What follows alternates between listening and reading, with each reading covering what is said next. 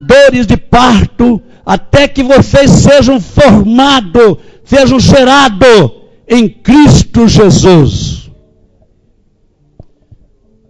Há uma necessidade de nós sermos gerados pelo poder do Espírito Santo, pelo poder da palavra. E Paulo diz assim: eu sinto dores de parto quando o homem líder, quando o mestre líder, quando o pastor líder, quando o presbítero líder, quando o evangelista líder, ele quer então exercer a sua liderança, ele sente dores de parto para que seja gerado Cristo no homem e na mulher.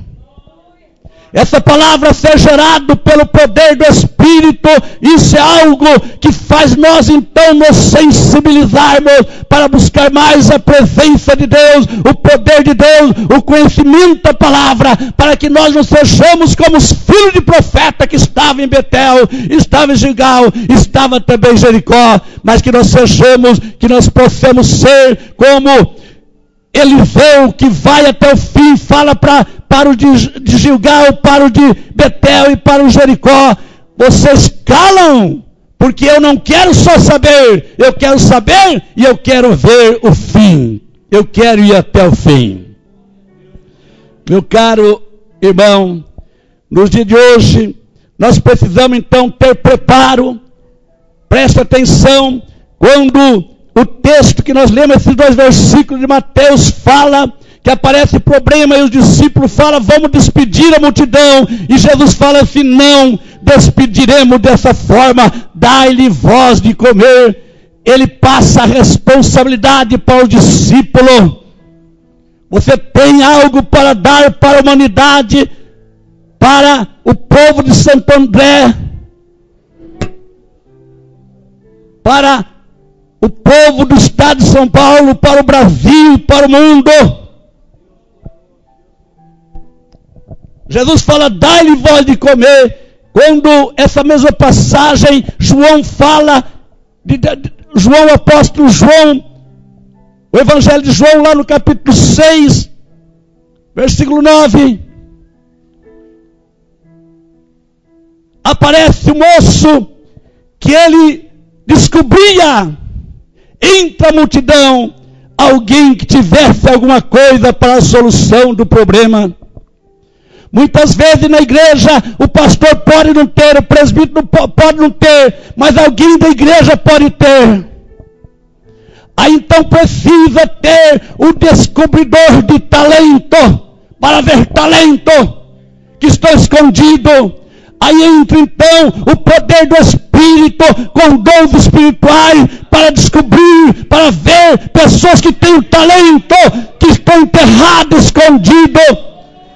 Lá em João 6, então diz que o discípulo de Jesus, chamado André, ele tinha então conhecimento de causa. Ele diz assim para Jesus: Senhor, entre a multidão existe um rapazinho, existe um garoto que ele tem cinco pães e 2 peixinhos. Jesus fala assim: a solução, André, você achou. Aonde está a solução para o povo da nossa época, dos nossos dias, do nosso milênio, do nosso século? André então descobre que um tinha. Quem é que tem pães aqui? Quem é que tem reserva? Quem é que tem reserva? Aleluia! Conhecendo a palavra, estudando a palavra, é que você consegue reserva para dar alimento para a multidão, para dar alimento para o homem, para a mulher faminta. E hoje precisamos de pessoas preparadas, em nome de Jesus. E o Senhor procura então o homem que tem algo de reserva. Jesus falou assim: olha, o problema está resolvido, chame o rapaz aqui. Jesus, ele chega com a palavra na hora certa. Você não pode ser aquele que não tem nada, como a viúva. Lá de 2 Reis 4. Leva o problema para o homem de Deus. O homem de Deus fala assim: o que é você tem em casa? Ela fala: nada. Depois ela põe uma vírgula e fala assim: a não ser uma reserva de azeite. Tem reserva de azeite aí? Está escondido o azeite? Tem reserva de pão aí? Está escondido o pão? André diz assim: eu sei que tem um jovem aqui que tem pães. E o rapaz vem então com os pãezinhos. E Jesus abençoa e diz para o discípulo: distribui, dai-lhe vós de comer. Quem dá pão para você distribuir para a multidão é Jesus, porque Ele é o pão da vida e dá o pão da vida. Quando falamos pão, nós pensamos no alimento universalmente falando, que todo mundo gosta e come pão. Pão é abençoado. Pão se compra com pouco dinheiro. Com 30 centavos, 25 centavos, você compra um pãozinho que, se tiver com fome, põe um pouquinho d'água nele, come, dá para passar um dia e não morre de fome, porque pão é abençoado, é comida abençoada. Jesus é o pão da vida que sacia as vossas fomes. Jesus, Ele sacia a fome do homem e da mulher. Mas muitas vezes o meu ministério pessoal pode passar por um período, por uma fase difícil. O seu ministério pode passar também. Como está o seu ministério? Como o dos filhos dos profetas? O seu Senhor vai ser tomado. Eles sabiam. Só que não praticavam. Não queria compromisso. Não queria responsabilidade. Eliseu diz assim: eu vou até o fim. Mesmo que Elias fala: fica aqui, Eliseu. Fica aqui, homem. Ele falou: não fico. Vive a tua alma em cuja presença eu estou. Onde você for, eu vou também. Eu quero ir até o fim. Eu quero ver como é que é o homem ser arrebatado. Eliseu tinha convicção. Quem não tem convicção para no meio do caminho. Quem tem convicção vai até o fim. Quem não tem convicção fica olhando de lado. Quem não tem convicção fica antes do Jordão. Quem tem convicção atravessa o Jordão, porque a bênção não está antes do Jordão, a bênção está depois do Jordão. Você já atravessou o Jordão, meu irmão. Você já atravessou. Se você quer a bênção, ainda tem Jordão para atravessar. Atravesse o Jordão em nome de Jesus. Aleluia. Aleluia. Eliseu entendeu. Passa Gilgal, passa Betel, passa Jericó e atravessa o Jordão. Quando o homem de Deus Elias abriu, ele atravessa, ele vai até o fim, conversando com Elias. Elias falou assim: peça depressa que você quer. Ele falou: quero a porção dobrada do teu espírito. Há muitas pessoas que confundem e falam na oração, ele fala assim: Deus meu, me dá a porção dobrada do teu espírito. É muito pedir, não é? Eu queria a porção dobrada de Deus.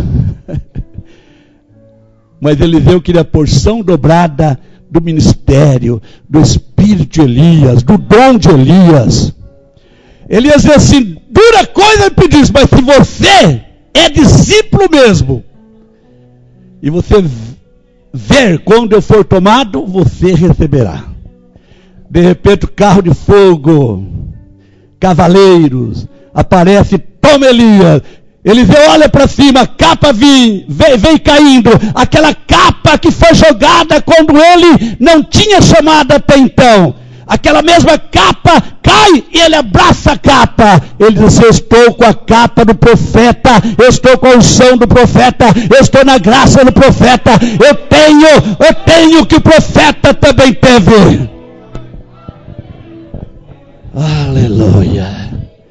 Eliseu estava no auge da fé, da confiabilidade. E você, como está? Mas se você estiver em um momento capengando, saiba que Jesus vem nessa hora para te socorrer. Pedro conhecia, tinha entendimento, tinha conhecimento, foi avisado. Jesus vai para a cruz, Jesus vai para a sepultura, Jesus sai da sepultura, e Pedro estava num momento difícil. Pega alguns discípulos e vai então para algumas particularidades, não que não podia, mas o momento era o momento que não devia. E aí Jesus aparece para socorrer o discípulo que ele amava. Jesus pode estar aparecendo agora para socorrer você, porque você é discípulo amado dele. Jesus te ama muito. Aleluia. Porque sua alma vale mais do que o mundo todo. Paulo, quando enxerga isso, ele fala aos Gálatas: eu estou sentindo a dores de parto para que Cristo seja formado, seja gerado em ti. O que está gerado em ti, meu irmão, não é da carne, não é do sangue, mas é do Espírito Santo. Maria, ela recebe da virtude, da plenitude do Espírito Santo e fica grávida. José estava para tomá-la por sua esposa. Ele, quando vê que a coisa muda e Maria estava em estado interessante, ele fala assim: eu vou parar por aqui, eu vou desaparecer, eu vou sumir. E aí então Deus fala: José, o que está em Maria é do Espírito Santo, que está nela gerado é o Espírito Santo. Paulo diz assim: para que seja gerado em vocês Cristo formado na sua mente, no coração, na sua alma. José entende. Aí então José faz o seguinte: Maria estava grávida e José fica grávido também de Deus. Nunca se viu homem grávido, mas José fica grávido. Diz assim: agora eu vou até o fim. É necessário que os líderes de hoje entendam essa palavra e continuem na direção. Hoje, todos os setores seculares estão com a deficiência muito grande de pessoas capacitadas, preparadas para a continuidade de empresas, de firma, de tanto segmento. E por que não dizer também firmas que começaram bem e hoje foram à falência por falta de capacidade e de preparo humano? Por que não dizer igrejas que começaram bem por falta de preparo, de conhecimento, de estudo? Fecharam. Mas a igreja que tem o preparo, ela continua, porque ela batalha, ela vence, porque ela sabe entender o momento que o pão aparecerá e o peixe aparecerá. Jesus, nessa noite, quer que você seja preparado, não do ponto de vista natural somente, mas também na questão espiritual. Busque na palavra, na oração, nos jejuns, na consagração.